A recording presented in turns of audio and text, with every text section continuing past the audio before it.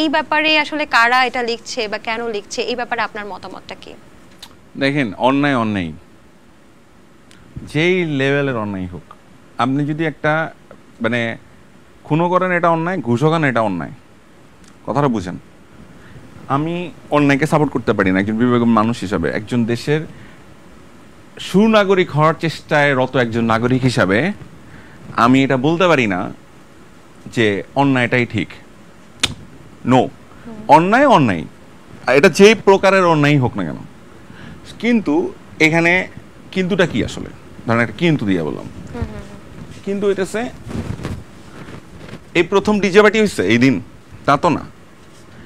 তাদের দলের লোকই তো বছরের পর বছর ডিজে পার্টি বাজাইছে, না চাইছে, লিটারেলি স্টেজে নাচতেছে হিন্দি গানে, আমরা দেখছি। দেখেন নাই কয়েকটা ক্লিপস ভাইরাল হয়েছে, ক্লিপস কয়েকটা ভাইরাল হয় না, এই ক্লিপস এত বছর ধরেই ছিল। এগুলো এখন দেখতেছেন আপনি, হয়তো আপনার চোখে হঠাৎ করে পড়ছে কারণ এই বিষয়ে আলোচনা হচ্ছে দেখে। কিন্তু এটা এই 16 বছরে এই কালচারই ছিল।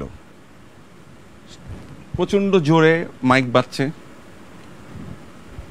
মাইকে ভাষণ চলছে, ভাষণ চলার পরে শুরু হয়েছে গান। এটা কোন এলাকায় ঘটে নাই বলেন তো? গানের পর গান, হিন্দি গান, বাংলা গান, ইংলিশ গান, কোনো মা বাবা আছে গানের?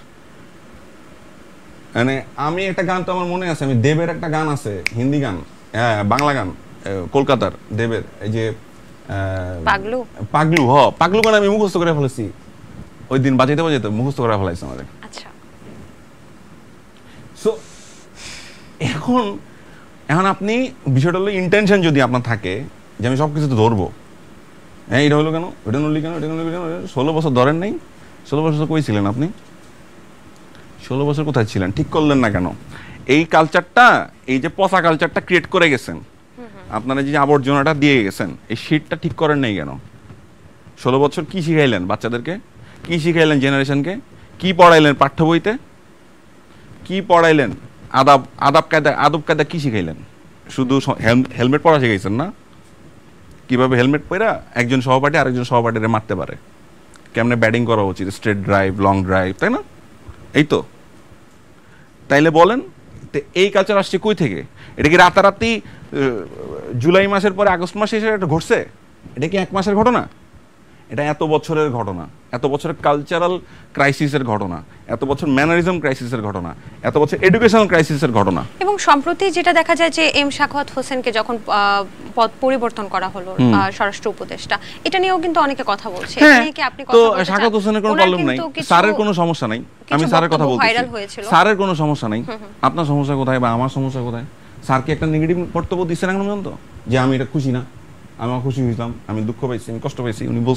উনি বলছেন যে আমাকে যে দায়িত্ব দেওয়া হবে আমি সেই দায়িত্ব নিব। একটা ভদ্রলোকের মতো কথাবার্তা। তা আমরা না, এটা কেন করা হলো, ওটা কেন করা হলো, এটা হোয়াট ইজ গোয়িং অন?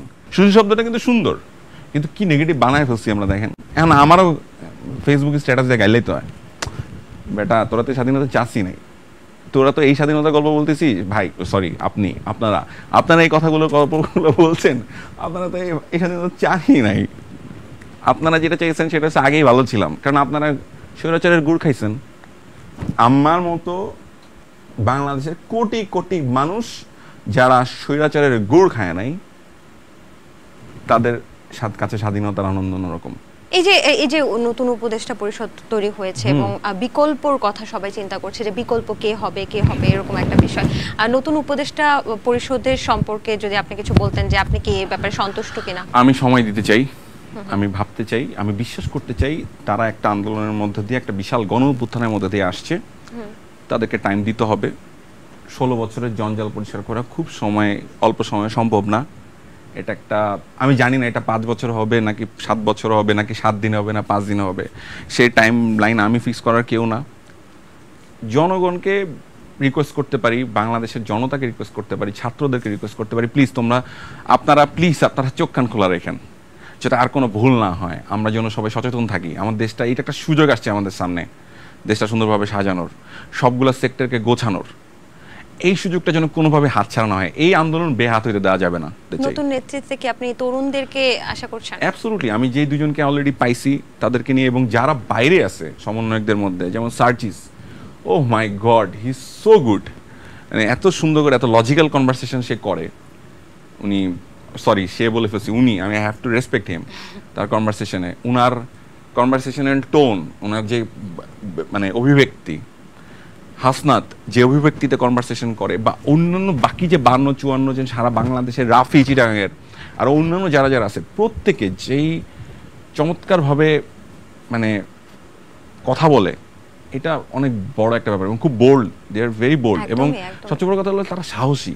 দেখেন ডিবির মুখ থেকে ফিরে আসছে, মৃত্যুর মুখ থেকে ফিরে আসছে।